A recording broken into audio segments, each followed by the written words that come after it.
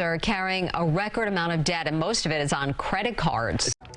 Credit card debt in America has reached a new high. A report released by the Federal Reserve yesterday shows credit card debt has now passed the $1 trillion mark, and a significant chunk of that debt was accrued this summer.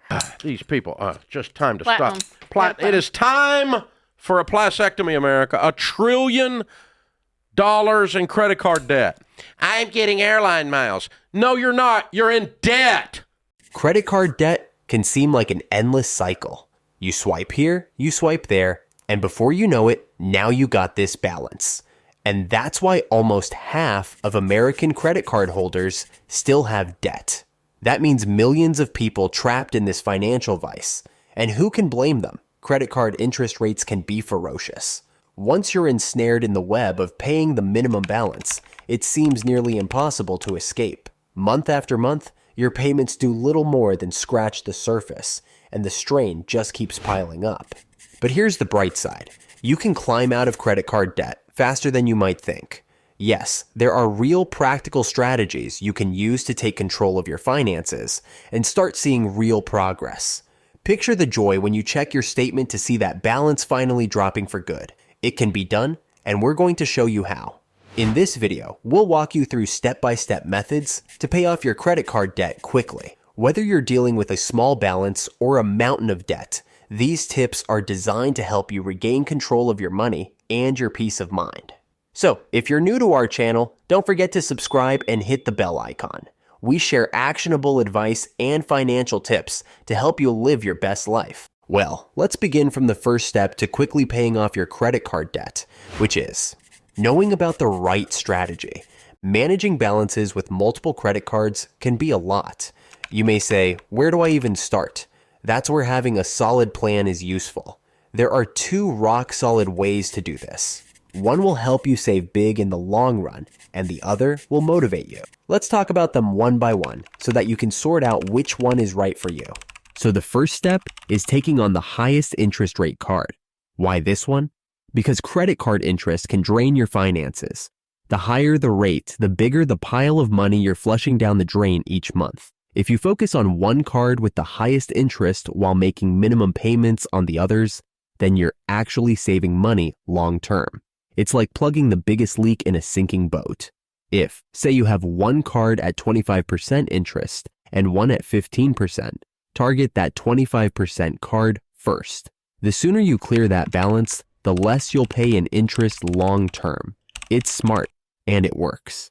Albert Einstein referred this as compound interest and called it the 8th wonder of the world, and he wasn't joking. So, the sooner you can prevent it from working against you, the better. But perhaps you're someone who could use an extra push to stay the course. That's where the second method comes in.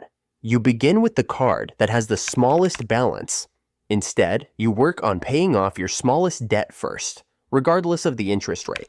Then, once you've gotten past that one, you go to the next smallest, and so on. Why does this work so well? Because it feels amazing to finally cross a debt off your list entirely. It's like checking something big off your to-do list. It creates momentum. Suppose you have 3 cards with the following balances. One is $500, another $1,200, and another $3,000. If you wipe out the $500 card first, it's low-hanging fruit. That feeling of success can provide you with the confidence and the motivation to address the larger balances. So, what method should you choose? That's really up to you. If your top priority is to save the most money in the long run, focus on the high-interest card. But if you're going to need those little victories to keep you going, start with the smallest balance first. The key is using a method you will keep doing. Now that we know about these strategies, let's go over another tip, which can make a huge difference to pay off your debt super fast. Paying more than the minimum. If you've ever examined your credit card statement closely, you've likely noticed a little chart that calculates 2 scenarios.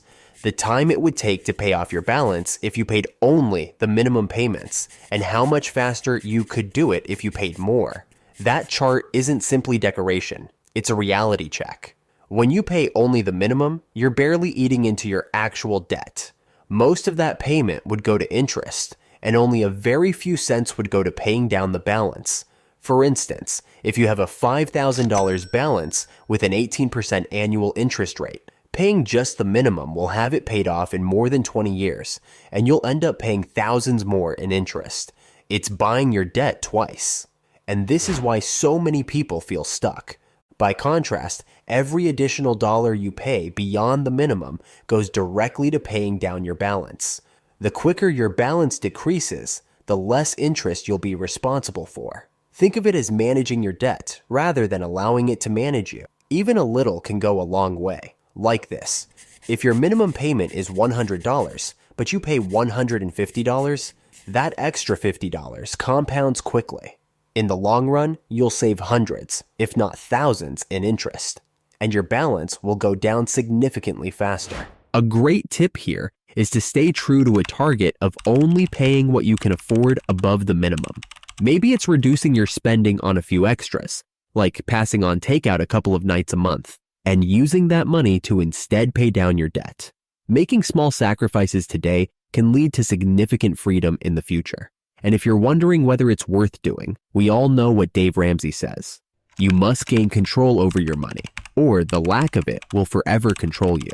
So pause for a second, take a look at your credit card statement, and see how if you added a little more to your payment, you could cut the time it takes you to pay off your debts. Okay, let's move on to another strategy that can help you save both time and money. Debt consolidation. If you're managing multiple credit card balances with high interest rates, consolidation can make things easier and reduce what you pay. It's effectively like consolidating all of your debts into one payment with a lower interest rate. Sounds nice, right? Let's break it down. A balance transfer credit card is one of the most common methods of consolidating debt. For most types of debt, you could get a low-interest credit card, or even one with 0% APR for an introductory period, such as 12 to 18 months. So the point is to transfer all of your credit card debt onto the new card, and for that promotional period, your payments are going only to paying down your debt instead of adding on more interest.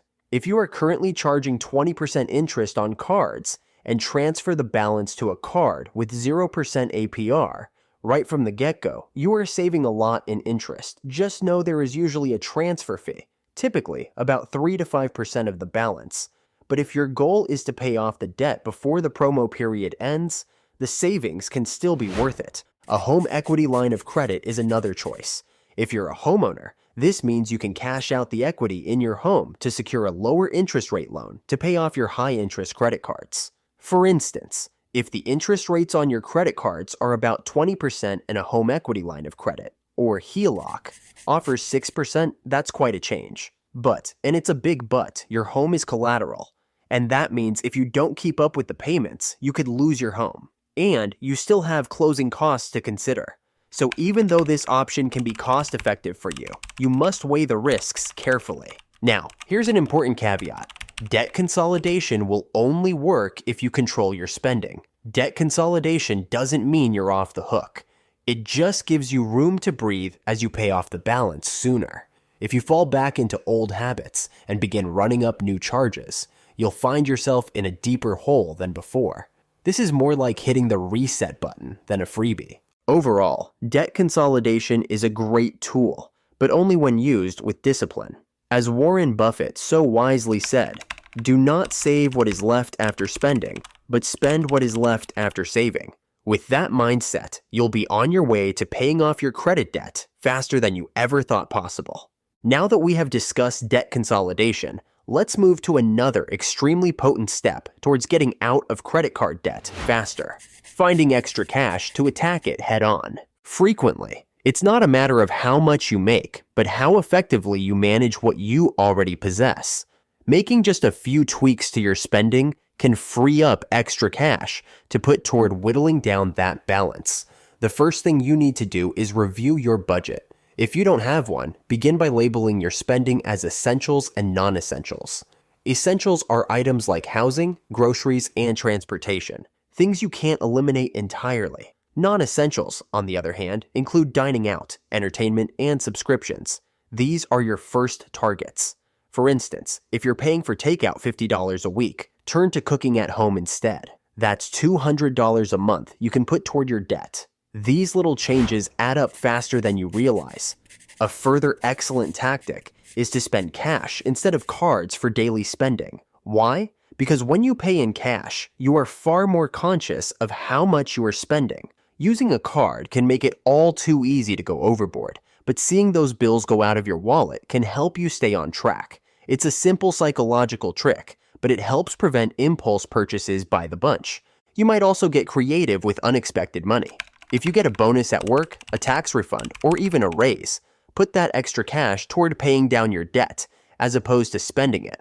So if you receive a $1,000 tax refund, consider how far that might go in addressing your balance. Of course, it's tempting to treat yourself, but consider the feeling of relief that would come with having one less debt hovering like a dark cloud. In the long run, it's worth it. And again, this is about changing habits, not depriving yourself. What we are trying to say here, it isn't to cut out all of the joy from your life. It's about making intentional choices to move you closer to financial freedom. As the financial guru Susie Orman puts it, every penny you save is a dollar of freedom. Paying off credit card debt quickly requires discipline, strategy, and determination. And the steps we've outlined in this video can help move you toward being debt-free. From selecting the best way to close out your cards to finding extra dollars in your budget, these tips can help you grab control of your finances and create a better tomorrow. If you liked this video, please subscribe to our channel and press the bell icon to keep up to date with all the strategies we share. Thank you so much for watching, and we'll see you next time.